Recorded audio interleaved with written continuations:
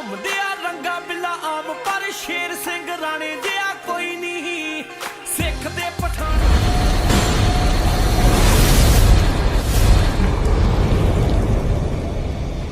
हाँ जी की हाल चाल जी सारिਆਂ ਦੇ ਹੋਪ ਸੋ ਸਾਰੇ ਦੇ ਸਾਰੇ ਵਧੀਆ ਹੋਣਗੇ ਇੱਕਦਮ ਠੀਕ ਹੋਣਗੇ ਤੇ ਸਵਸਥ ਹੋਣਗੇ ਘਰਾਂ ਦੇ ਵਿੱਚ ਤੇ ਤੁਹਾਡੇ ਲਈ ਲੈ ਕੇ ਆ ਗਿਆ ਨਵੀਂ ਵੀਡੀਓ ਤੇ ਟਾਈਟਲ ਤੇ ਥੰਬਨੇਲ ਦੇਖ ਕੇ ਤੁਹਾਨੂੰ ਪਤਾ ਚੱਲੇਗਾ ਕਿ ਅੱਜ ਆਪਾਂ ਕਿਹੜੀ ਚੀਜ਼ ਦੇਖਣ ਲੱਗੇ ਹਾਂ ਕਿਹੜੀ ਵੀਡੀਓ ਦੇਖਣ ਲੱਗੇ ਹਾਂ ਤੇ ਅੱਜ ਆਪਾਂ ਦੇਖਾਂਗੇ ਸ਼ੇਰ ਸਿੰਘ ਰਾਣਾ ਜੀ ਦੀ ਹਿਸਟਰੀ ਤੇ ਇਹ ਦਿਮਾਗ 'ਚ ਕਨਸੈਪਟ ਕਿਵੇਂ ਆਇਆ ਸ਼ੇਰ ਸਿੰਘ ਰਾਣਾ ਜੀ ਦਾ ਗਾਣਾ ਆਇਆ ਹੈ ਰਣਜੀਤ ਬਾਵਾ ਜੀ ਦਾ किन्ने आए किन्ने गए पार्ट 2 है ना तो मैं भी 2-4 बार गाना सुन लिया तुसी सारे ने भी देखा पर रिएक्ट भी किया वो भी देखिया तुसी तो वो नाम हैगा एक कि शेर सिंह राणे जिहा कोई बंदा नहीं है ना कुछ इदा दी लाइन सी तो जब मैं पहली बार गाना सुनिया सी उस टाइम बिल्कुल ये लाइन क्लीयर सी तो जब मैं दूजी बार सुनिया तो वो एक लाइन शायद म्यूट करती है कुछ नॉइज जी आ गया मतलब बिल्कुल कटता शेर सिंह राणे वाला नाम ये कटता बिचों तो उसके बाद फिर मेरे दिमाग च आ रहा सी कि शेर सिंह राणा है कौन है मतलब जो नाम इन्हें रंजीत बाबा ने अपने गाने के विच लिया तो उतों फिर दूजी बार उन्होंने कट भी दिता मतलब कुछ पोलीटिकल गेम होएगी मैनू इदा लग्या तो मैं कहा क्यों ना देखिए हिस्टरी की सी शेर सिंह राणा जी की तो मैं जस्ट क्लिक किया तो मैनू दूजी क्लिप मिली है एक सी 3 मिनट की तो यह दूजी क्लिप मिली है इन्हों के चैनल का नाम है ब्लू प्लैनेट इंडिया तो इन्हों तो मैं क्लिप चक्की है इन्हों की वीडियो का लिंक डिस्क्रिप्शन है तुम वो भी देख लो जाके मेरे इतने तो तुम्हें छोटी छोटी लभेगी है ना तो तुम जाके वो भी देख लो बाकी देखते हैं यार शेर सिंह राणा जी की हिस्टरी कौन थे शेर सिंह राणा मैनू तो कुछ नहीं पता सीरियसली इस चीज़ के बारे है ना तो देखते हैं शेर सिंह राणा जी के बारे सुनते हैं कि कौन सी तो करिए फिर स्टार्ट उन्होंने बायोग्राफी देखते हैं। एक आम इंसान जो आज सभी हिंदुस्तानियों का हीरो बन चुका है। आज हम आपको बताएंगे हिंदुस्तान के एक राजपूत सपूत की अदम्य साहस की कहानी जो एक डकैत और बाद में सांसद बनी फूलन देवी की हत्या के आरोप में हिंदुस्तान की सबसे हाईटेक और सुरक्षित जेल में भेज दिया गया और वो शख्स है शेर सिंह राणा।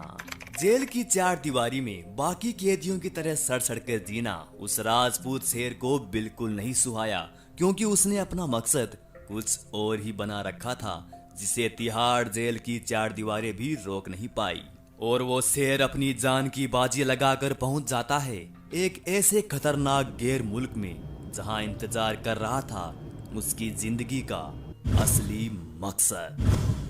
उससे पहले और रोमांचक वीडियोस देखने के लिए हमारे चैनल ब्लू प्लैनेट इंडिया को सब्सक्राइब करना ना भूलें। आप मेरे वाले को कर लो इसको। और आखिर वही हुआ जो उसने अपना मकसद बनाया था। वो कहते हैं ना जब आदमी की नीयत कुछ अच्छा कर गुजरने की हो तो ये कायनात भी उसके लिए रास्ते खोल देती है। शेर सिंह राणा ने अपना वो मकसद पूरा किया और लौट आया अपने देश हिंदुस्तान और फिर से चला जाता है। मकसद है क्या? आज आपको हम बताएंगे उसी जाबाज शख्स शेर सिंह राणा की कहानी जिसको सुनकर हर एक सच्चे हिंदुस्तानी को इस पर गर्व होगा। हिंदुस्तान के इस सपूत शेर सिंह राणा और पंकज सिंह राजपूत का जन्म 17 मई 1976 को उत्तराखंड के रुड़की में हुआ था। जब शेर सिंह राणा केवल 4 साल के थे तब उसी इलाके में कुख्यात डकैत फूलन देवी का खौफ हर किसी के दिल में बैठा हुआ था। 1980 के दशक में फूलन देवी का आतंक चरम सीमा पर था जिसकी कहानी आज भी वहां के लोगों को अंदर से हिला कर रख देती है। डाकू फूलन देवी को एक दूसरे नाम दस्यु सुंदरी से भी जाना जाता है। इसने बीहेमाई गांव में करीब 22 राजपूतों को एक लाइन में खड़ा करके गोली मार दी थी जिसके बाद उसने अपने आप को वहां की पुलिस को सौंप दिया था। बाद में उसे सजा के तौर पर 11 साल जेल में गुजारने पड़े थे। जेल से बाहर आने के बाद फूलन देवी ने राजनीति में अपना कदम रखा और कुछ ही सालों में सांसद बन गई। 25 जुलाई का वो दिन जिस दिन शेर सिंह राणा फूलन देवी से मिलने आया और उसी के घर के दरवाजे पर खड़े होकर उसे गोली मार दी। फूलन देवी की हत्या के बाद शेर सिंह राणा ने यह बयान दिया था कि उन्होंने बीहेमाई कांड में मरे अपने राजपूत भाइयों का बदला लिया है। फूलन देवी की हत्या के 2 दिन बाद राणा ने देहरादून में खुद को पुलिस के हवाले कर दिया और उसके बाद शेर सिंह राणा को तिहाड़ जेल में भेज दिया गया। तिहाड़ जेल में करीब 2.5 साल रहने के बाद राणा ने यह साफ साफ कह दिया था कि मुझ शेर सिंह राणा को ये जेल की कमजोर दीवारें ज्यादा दिनों तक रोक नहीं पाएगी। और वो वक्त आखिरकार आ ही गया। समय ने पलटी मारी और लगभग 3 साल बाद 17 फरवरी 2004 को राणा फिल्मी अंदाज में जेल से फरार हो गया। तिहाड़ जैसी फिल्मी जेल से अंदाज में। एक कैदी का यूं अचानक फरार हो जाना बहुत बड़ी बात थी। उस दिन 3 लोग उत्तराखंड पुलिस की ड्रेस में तिहाड़ जेल पहुंचे थे।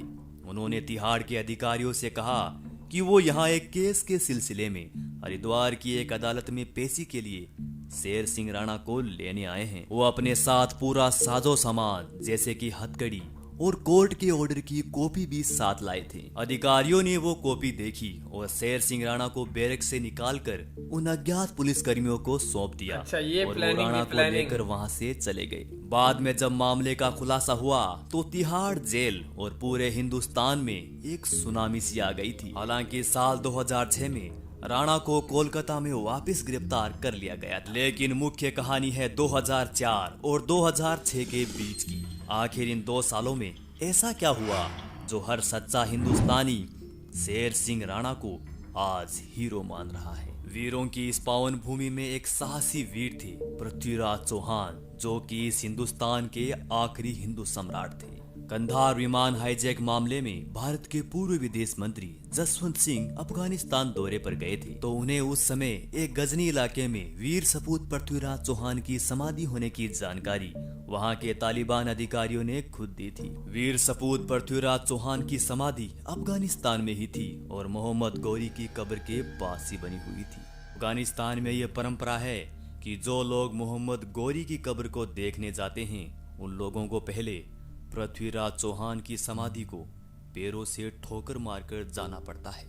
इतनी कड़वी सच्चाई को बयां करने में आज मेरा गला भी रूंधने लगा है। पूर्व विदेश मंत्री जसवंत सिंह ने जब भारत आकर इस बात का मुद्दा उठाया तो हिंदुस्तान की सारी मीडिया एक ओर हो गई और सच्चाई को जनता के सामने रख दिया। और फिर क्या था, पूरे हिंदुस्तान के लोग, चाहे वो कोई राजनेता हो या फिर कोई आम आदमी, सभी ने पृथ्वीराज चौहान की अस्थियों को भारत लाने के लिए अपने अपने तर्क देने शुरू कर दिए, लेकिन किसी ने भी भरपूर कोशिश नहीं की। लेकिन जब शेर सिंह राणा को इस मामले का पता चला तो उन्होंने उसी वक्त ये कसम खा ली थी कि वे वीर सपूत पृथ्वीराज चौहान की अस्थियों को किसी भी हालत में ससम्मान हिंदुस्तान लाकर रहेंगे। जेल से फरार होने के बाद सबसे पहले शेर सिंह राणा ने रांची से फर्जी पासपोर्ट बनवाया और वहां से वे कोलकाता पहुंच गए, जहां से उन्होंने बांग्लादेश का वीजा बनवाया और जा पहुंचे बांग्लादेश। बांग्लादेश में फर्जी दस्तावेज बनवाकर शेर सिंह राणा ने वहां की एक यूनिवर्सिटी में दाखिला ले लिया और उसी दौरान वहां रहते हुए उन्होंने अफगानिस्तान के लिए वीजा भी बनवा डाला। और फिर राणा जा पहुंचे अफगानी धरती पर। अफगानिस्तान पहुंचकर राणा काबुल और कंधार से होते हुए सीधे जा पहुंचे गजनी, जहां पृथ्वीराज चौहान और मोहम्मद गौरी की समाधियां बनी हुई थी। हर कदम पर अपनी जान से बाजी लगाते हुए शेर सिंह राणा ने अफगानी धरती पर करीब 1 महीना गुजारा और वीर सपूत पृथ्वीराज चौहान की समाधि को खोजते रहे और आखिरकार ढूंढते ढूंढते उन्हें वो जगह मिल ही गई। वहां पहुंचते ही शेर सिंह राणा ने अपनी आंखों से पृथ्वीराज चौहान का अपमान होते हुए भी देखा और उस पूरे घटनाक्रम को अपने कैमरे में रिकॉर्ड भी किया। शेर सिंह राणा ने बिना किसी खौफ के पराई धरती पर पृथ्वीराज चौहान की अस्थियां निकालने की पूरी योजना बना डाली। फिर आई वो घड़ी जिसका राणा को बेसब्री से इंतजार था।